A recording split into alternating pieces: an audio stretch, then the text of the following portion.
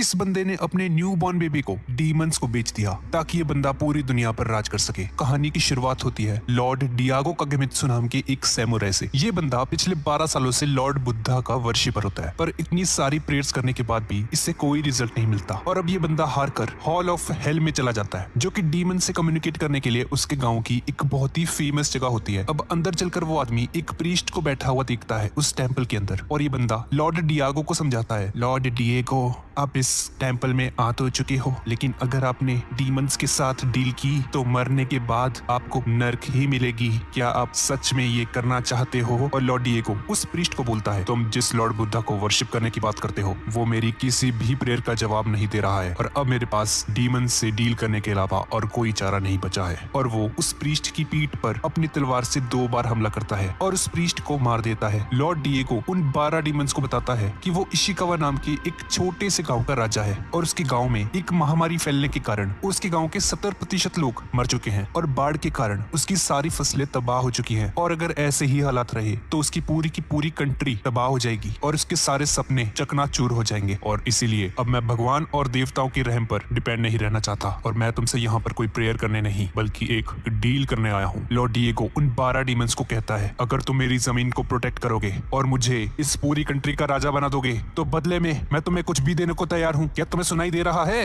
और तभी वहाँ पर बिजली चमकने लगती है जो कि लॉर्ड डिएगो के माथे से जाकर टकराती है और उसके माथे पर क्रॉस का एक साइन बन जाता है और उसके माथे से खून निकलने लग जाता है। दूसरी तरफ हमें लॉर्ड डिएगो की वाइफ को दिखाया जाता है जो कि एक बच्चे को जन्म देती है। अब शुरुआत में तो ये बच्चा बिल्कुल नॉर्मल होता है, लेकिन तभी उस बच्चे पर एक जोर की बिजली गिर जाती है। तभी लॉर्ड डिएगो भी वहाँ पर आ जाता है और वो देखता है कि एक नर्स उस कमरे से बाहर की तरफ भाग रही होती है डरकर। लॉर्ड डिएगो सोचता है कि भाई क्या हो गया इसे, ऐसा क्या देख लिया इसने। और अब लॉर्ड डिएगो जल्दी से अपने बच्चे को देखने के लिए उस कमरे के अंदर जाता है और अब लॉर्ड डिएगो जैसे ही उस बच्चे से वो कपड़ा हटाता है तो वो देखता है कि उस बच्चे की आंख, नाक, बॉडी, स्किन कुछ भी नहीं होता है, पर वो सांस ले रहा होता है, वो जिंदा होता है। लॉर्ड डिएगो समझ जाता है कि डीमंस ने उसकी डील को एक्सेप्ट कर लिया है, लेकिन बदले में उन्होंने इस बच्चे के सारे बॉडी पार्ट्स को ले लिया है और वो जोर जोर से हंसने लग जाता है। लॉर्ड डिएगो उस बच्चे को उसके सामने बैठी उस नर्स को दे देता है और कहता है, ये लो, इससे कहीं दूर फेंक कर आओ। उसकी पत्नी उसे समझाने की कोशिश करती है, डियर वो जैसा भी दिखता हो है तो हमारा ही बच्चा ना, प्लीज उसे मत जाने दो, प्लीज उसे मारो मत, मैं उसका ख्याल रखूंगी। लेकिन लॉर्ड डिएगो उसकी कोई भी बात नहीं सुनता और उसे नीचे गिराते हुए उसकी पत्नी उससे भीख मांगती है कि वो उसके बच्चे को उससे अलग ना करे, लेकिन ये लॉर्ड डिएगो उसकी कोई बात नहीं सुनता और उसे कहता है, तो अब मैं राजा बनने वाला हूँ और तुम मुझे एक और बच्चा पैदा कर दोगी, समझी तुम? भाई क्या ही बंदा है यार, सही में कितनी बुरी तरह से ट्रीट करता है यार अपनी पत्नी को। और तभी इस बंदे की नजर वहाँ पर पड़े एक लॉर्ड बुद्धा के स्टैचू पर पड़ती है जो कि उसी लाइटनिंग के वक्त टूट गया था। और तभी उसकी दूसरी पत्नी उसे बोलती है, मुझे लगता है लॉर्ड बुद्धा ने इस बच्चे को प्रोटेक्ट किया और अपना सेक्रीफाइस दिया है। इसके बाद हमें उसी बूढ़ी औरत को दिखाया जाता है जो कि उस बच्चे को पानी में फेंकने आई होती है जंगलों में और वो उस बच्चे को एक बोट के अंदर रख देती है और उस बोट को धक्का देकर उस बच्चे को पानी में बहा देती है। और हम देखते हैं कि उस बच्चे के ऊपर एक लॉकेट भी होता है जो कि लॉर्ड डिएगो के क्लैन का साइन होता है। और अब जैसे ही वो बूढ़ी औरत पीछे मुड़कर देखती है तो एक बहुत बड़ा सा डीमन उस पर अटैक कर देता है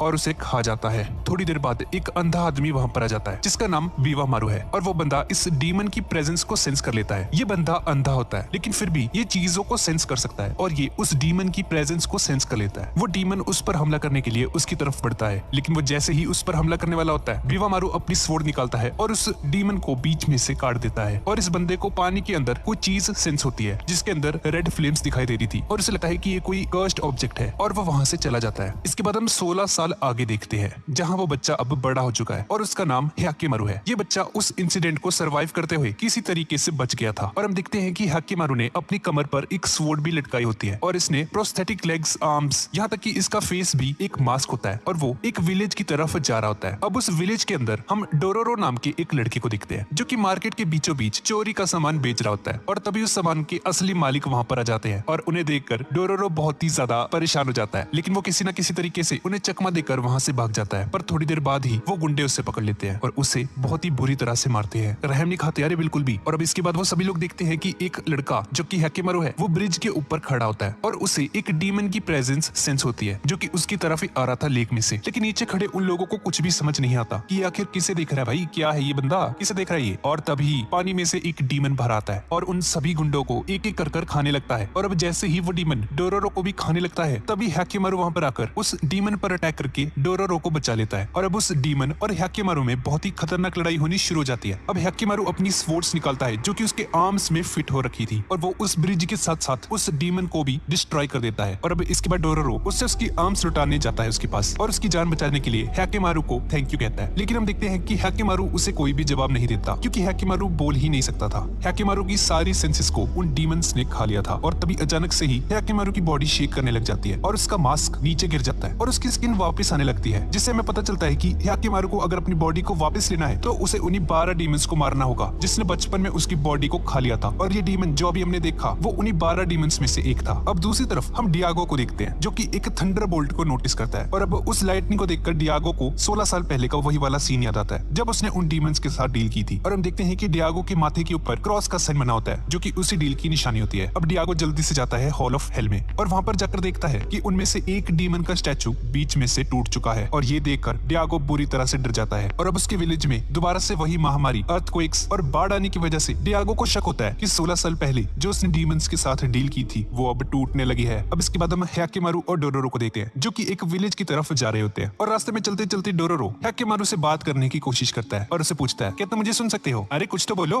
अरे अपना नाम तो बता दो चलो, और तुम्हारी आर्म्स में ये स्वॉर्ड फिट कैसे हो रखे हैं और इतनी अच्छी तरह से कैसे लड़ लेते हो? अरे भाई कुछ तो बोलो यार, शर्मा रहे हो क्या? और हम देखते हैं कि हैकेमारू उसे कोई भी जवाब नहीं देता। हैकेमारू बोल ही नहीं सकता था। अब हैकेमारू को बहुत भूख लगी होती है और वो झाड़ियों में से कुछ बेरीज को निकालकर खाने लग जाता है। डोरोरो समझ जाता है कि हैकेमारू को भूख लगी है, इसलिए वो शाम होते ही एक रिवर के किनारे कैंपिंग करते हैं। अब डोरोरो उससे फिर से बात करने की कोशिश करता है। दरअसल हैकेमारू को कोई भी चीज दिखाई तो नहीं देती है लेकिन उसे ऑब्जेक्ट्स का कलर दिखाई देता है जिससे कि वो पहचान सकता है कि कोई चीज उसके लिए खतरा है या नहीं। व्हाइट कलर वाली चीजें सेफ होती है लेकिन रेड कलर वाले ऑब्जेक्ट्स डीमंस की निशानी होती है और उसके लिए खतरनाक है। और डोरोरो की सोल का कलर किसी खतरे को इंडिकेट नहीं करता और इसीलिए वो डोरोरो पर अटैक नहीं करता कभी भी और उसे अपने पास रहने देता है। थोड़ी देर बाद सुबह हो जाती है और हम देखते हैं कि हैकेमारू मछलियों का शिकार कर रहा होता है और तभी डोरोरो को एक जॉब के बारे में पता चलता है जिससे कि वो बहुत सारा पैसा कमा सकते हैं और वो हैकेमारू को अपने साथ लेकर चलने लगता है। और रास्ते में वो उसे बताता है कि किसी मॉन्स्टर ने एक गांव में तबाही मचा रखी है और जो भी ट्रैवलर्स टूरिस्ट्स उस गांव को विजिट करने आते हैं वो लोग अचानक से ही गायब हो जाते हैं। लेकिन ऑब्वियसली हैकेमारू को कुछ भी सुनाई नहीं दे रहा होता, लेकिन फिर भी हैकेमारू डोरोरो के साथ चला जाता है। अब थोड़ी देर बाद वो लोग उस गांव में पहुंच जाते हैं और डोरोरो उस विलेज के चीफ डेनकिची से पूछता है हमने सुना है आप किसी मुसीबत में हैं, हम आपकी मदद के लिए यहाँ पर आए हैं। ये सुनकर वो चीफ और सभी विलेजर्स बहुत ही ज्यादा खुश हो जाते हैं और डोरोरो उन्हें हैकेमारू के बारे में बताता है। तो पेश है हैकेमारू, ये बहुत ही कमाल का है, इसने एक बहुत बड़े से राक्षस को अभी थोड़ी देर पहले ही मारा था, ये बहुत ज्यादा ताकतवर है। और वो विलेज का चीफ उसकी बातों पर यकीन कर लेता है। तो ठीक है छोटे उस्ताद, कल होते ही हम आपको आपके पहले मिशन पर भेज देंगे। और ये सुनकर डोरोरो बहुत ही ज्यादा खुश हो जाता है और अब इसके बाद वो लोग एक कमरे के अंदर रेस्ट करने जाते हैं। अब अगली सुबह डेनकिची उन दोनों को बताता है छोटे उस्ताद लेडी बेंडाई आपसे मिलना चाहते हैं, क्या आप रेडी है? डोरोरो पूछता है अबे कौन है ये, कौन लेडी बेंडाई, कौन है ये? अब वो दोनों लेडी बेंडाई से मिलने जाते हैं पर हम देखते हैं कि लेडी बेंडाई को देखते ही हैकेमारू अपनी स्वॉर्ड्स बाहर निकाल लेता है और उस पर हमला करने की कोशिश करता है। डोरोरो बहुत ही मुश्किल से हैकेमारू को समझाता है अरे क्या कर रहे हो भाई? और तभी सभी विलेजर्स वहां पर आकर हैकेमारू को रोकते हैं और उन दोनों को पकड़कर स्टोर हाउस के अंदर कैद कर देते हैं। डोरोरो हैकेमारू को डांटता है तुम पागल वागल हो क्या, इतनी खूबसूरत थी वो, तुमने उस पर हमला क्यों किया? और तभी हमें वहां पर उसे बूढ़े व्यक्ति को दिखाया जाता है जिसका नाम बीवामारू है, जिसे हमने थोड़ी देर पहले भी देखा था। वो बंदा उन दोनों के पास जाता है और उन्हें बताता है शायद मैंने तुम्हारे दोस्त को कहीं पर देखा हुआ है, ये मुझे देखा देखा क्यों लग रहा है। बीवामारू किसी भी इंसान की सोल का कलर देख सकता था। अब वो दोनों आपस में बात कर रहे होते कि तभी हैकेमारू और उस बूढ़े आदमी को किसी चीज की प्रेजेंस सेंस होती है जो कि उनकी तरफ ही आ रही थी और एक वेल में से किसी क्रीचर का हाथ बाहर आने लगता है। लेकिन तभी हैकेमारू अपनी स्वॉर्ड से उसका हाथ काट देता है और उसका पीछा करते करते कुएं में कूद जाता है। और उस वेल की दूसरी तरफ जाकर बीवामारू और डोरोरो देखते हैं कि हैकेमारू लेडी बेंडाई के रूम की तरफ ही जा रहा होता है और दरवाजा तोड़कर उसके रूम में एंटर कर जाता है। बीवामारू को उस लेडी बेंडाई की सोल का कलर रेड दिखाई देता है जो कि एक डीमन की निशानी है। और तभी लेडी बेंडाई अपने असली रूप में आ जाती है और वो हैकेमारू पर हमला कर देती है और उन दोनों में बहुत ही खतरनाक लड़ाई होनी शुरू हो जाती है। हैकेमारू अपनी स्वॉर्ड की हेल्प से उसकी दोनों आंखों को फोड़ देता है और तभी उस विलेज का चीफ वहां पर आ जाता है और लेडी बेंडाई को वहां से भागने के लिए कहता है। हैकेमारू उसका पीछा करता है और बीवामारू और डोरोरो उस आदमी से पूछते हैं तुमने ऐसा क्यों किया,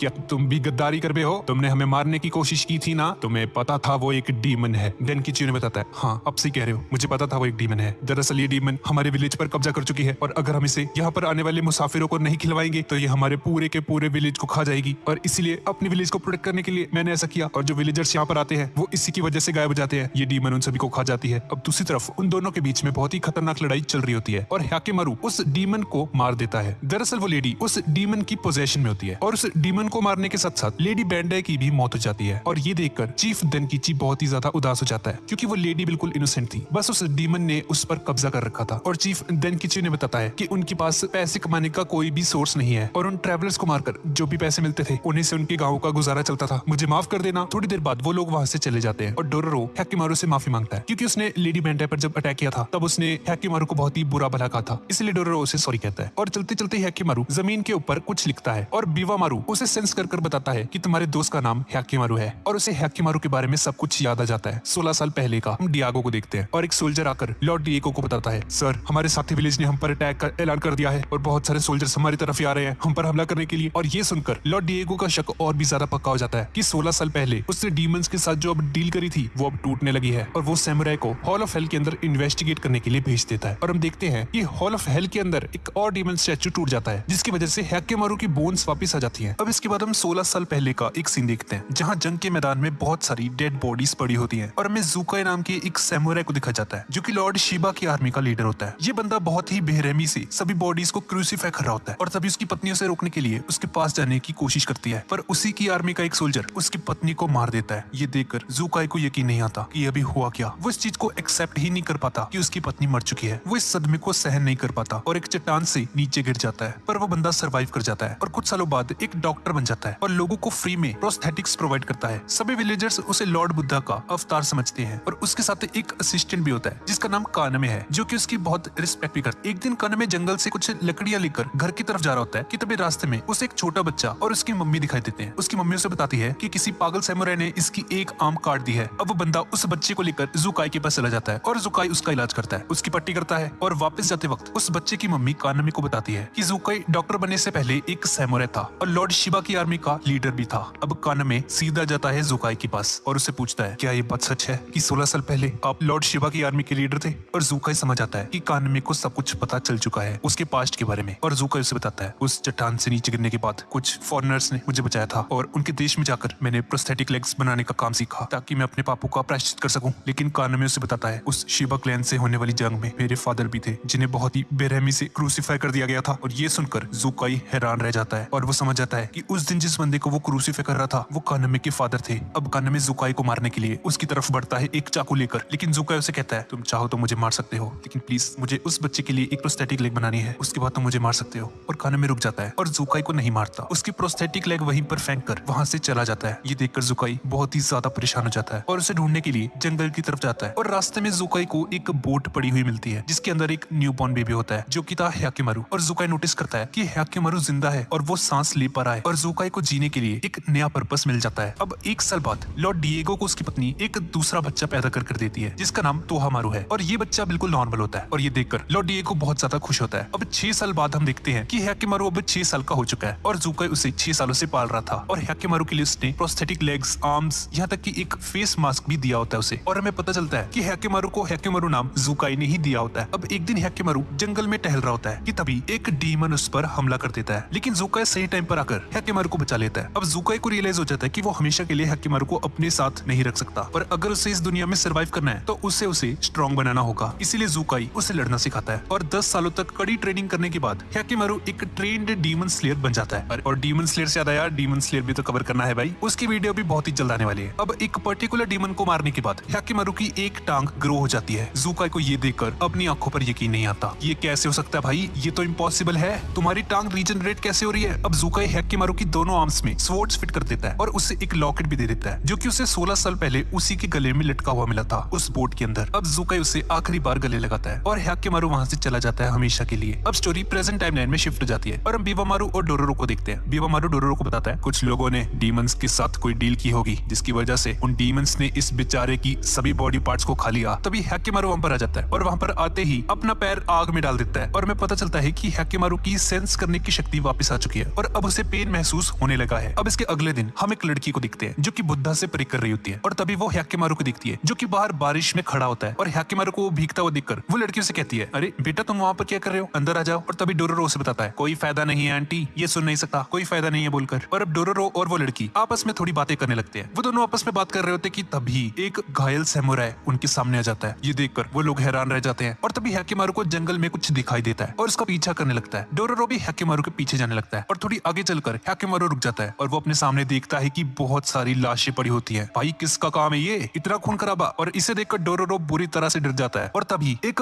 बूढ़ा आदमी उन पर हमला कर देता है। उसके हाथों में एक तलवार होती है है, लेकिन हैकेमारू भी अपनी स्वॉर्ड की हेल्प से उसके इस अटैक को डॉज कर लेता है। उस आदमी को देखकर डोरोरो उससे पूछता है, हाँ भी क्यों मारा तुमने इन लोगों को, पागल वागल हो क्या तुम? तो वो आदमी कहता है, मैंने नहीं मारा इन्हें, ये तो मेरी तलवार का कमाल है, ये तलवार खून की प्यासी है, इसलिए मेरे जरिए से इसने इन सभी लोगों को मार डाला। और तभी डोरोरो कहता है, भाई तू क्या ही बंदा है यार, कोई तलवार खून की प्यासी हो सकती है? बच्चा हूँ पर पागल नहीं हूँ, चल निकल यहाँ से। वो बंदा कहता है, ये कोई मामूली तलवार नहीं है, ये एक शैतानी स्वॉर्ड है। और ये बोलकर वो बंदा हैकेमारू पर हमला कर देता है। हैकेमारू भी उससे लड़ने लगता है और फाइट करते करते वो दोनों एक पहाड़ी पर पहुंच जाते हैं। वो बंदा हैकेमारू पर हमला करके उसकी टांग में अपनी तलवार को घुसा देता है और उस आदमी के हाथ से वो तलवार उस प्रोस्थेटिक लेग के साथ साथ नीचे गिर जाती है और वो आदमी भी उस पहाड़ी से नीचे गिर जाता है। तभी डोरोरो वहां पर पहुंच जाता है और उसे कहता है, अरे मारती तुमने उसे, रुको मैं तुम्हारी टांगे लेकर आता हूँ वापस। और डोरोरो ढूंढता ढूंढता हैकेमारू के पैर के पास आ जाता है और वो दिखता है कि उस पैर के अंदर तलवार घुसी हुई थी। और अब जैसे ही डोरोरो उस तलवार को उस पैर से अलग करने की कोशिश करता है तो वो तलवार चमकने लग जाती है। और इसके बाद हम उस लड़की को देखते हैं जो कि हैकेमारू और डोरोरो को ढूंढ रही होती है जंगल में। तभी उसे वही आदमी दिखाई देता है और उसे भाई कहकर बुलाती है, जिससे हमें पता चलता है कि ये बंदा इस लड़की का भाई है। इसके बाद हम डोरोरो को देखते हैं जिसे वो तलवार खींच कर कहीं पर ले जा रही होती है। डोरोरो कहता है, अरे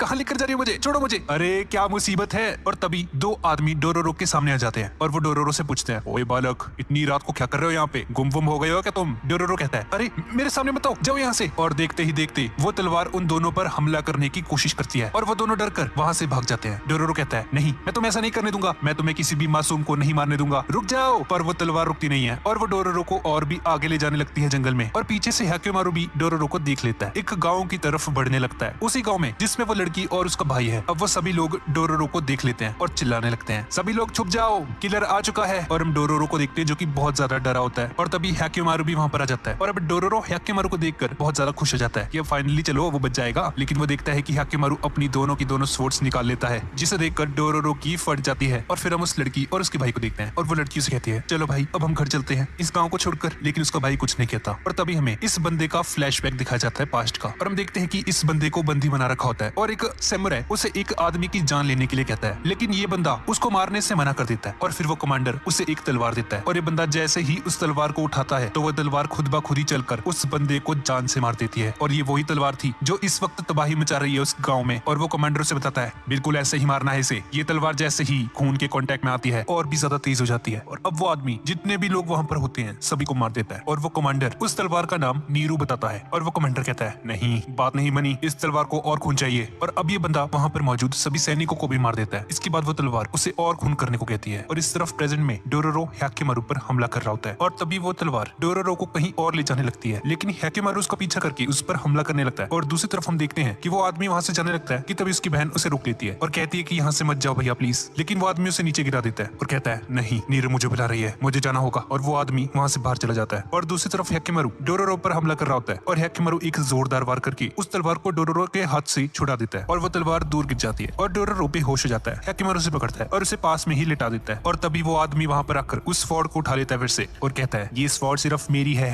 और वो तलवार चमकने लग जाती है, तुम्हें मुझे पहले ही मार देना चाहिए था, अब मैं तुम्हें खत्म कर दूंगा। और इतना बोलकर वो हैकेमारू पर हमला कर देता है और इन दोनों में बहुत ही खतरनाक लड़ाई होनी शुरू हो जाती है। और वो लड़की उनकी बाहर आवाज सुनकर उनके पास जाने लगती है और वो लड़की वहां पर पहुंच जाती है बाहर और हैकेमारू से भीख मांगती है कि वो उसके भाई को मत मारे प्लीज। तभी वो आदमी हैकेमारू के हाथ पर तलवार से हमला कर देता है, लेकिन हैकेमारू अपने हाथ को अलग करके अपनी तलवार निकालता है और उस आदमी को जान से मार देता है और उस तलवार को भी तोड़ देता है। और तभी डोरोरो भी उठ जाता है और वो हैकेमारू के हाथ को वापस लगाता है। अब अपने भाई को मरा हुआ देखकर वो लड़की रोने लग जाती है और तभी हैकेमारू के कान में बहुत तेज दर्द होने लगता है और उसके प्रोस्थेटिक ईयर्स नीचे गिर जाते हैं और उसे उस लड़की के रोने की आवाज सुनाई देती है पहली बार। और हमें पता चलता है कि हैकेमारू की सुनने की शक्ति वापस आ चुकी है। और इस तरफ हॉल ऑफ हेल में एक और डीमन स्टैचू टूट चुका है और अब हैकेमारू की सुनने की शक्ति वापस आने की वजह से उसे पहली बार दुनिया की आवाजें सुनाई देती है, जो कि भाई एक अच्छी बात भी होती है और एक बुरी बात भी, क्योंकि इतनी सारी वॉइसेस एक साथ सुनने की वजह से हैकेमारू को समझ ही नहीं आता कि कौन सी साउंड्स इंपॉर्टेंट हैं और कौन सी नहीं। और उसे ऑडिटरी इंफॉर्मेशन को प्रोसेस करने में बहुत ज्यादा दिक्कत आती है। वो सभी लोग एक बोन फायर के पास बैठे होते हैं। डोरोरो हैकेमारू को संभालने की कोशिश करता है और तभी एक जायंट बर्ड उन पर हमला कर देती है। हैकेमारू उससे लड़ने के लिए अपनी स्वॉर्ड्स निकाले